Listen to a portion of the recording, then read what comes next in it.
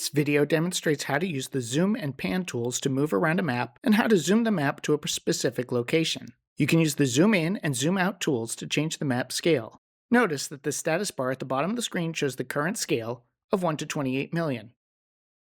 So if I click on the map with the zoom in tool, it will double the scale.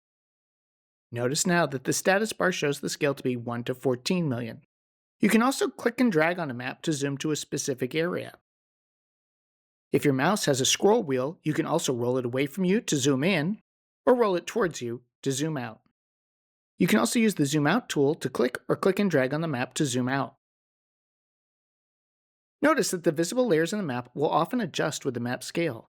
Maptitude lets you auto-scale layers and features so that they will only display when they are within certain scale ranges. This will keep your map from looking too cluttered.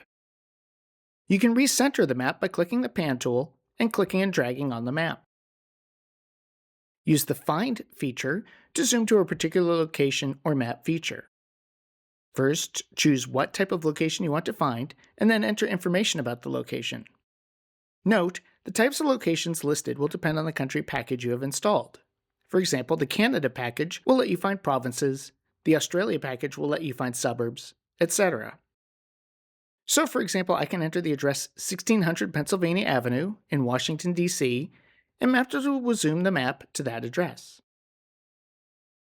You can also retrace some or all of your changes to the map with the Undo Zoom and Undo All Zoom buttons.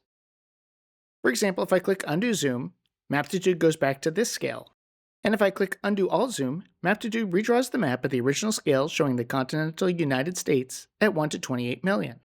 One last way to change the map scale is to right-click on a map and choose Scale.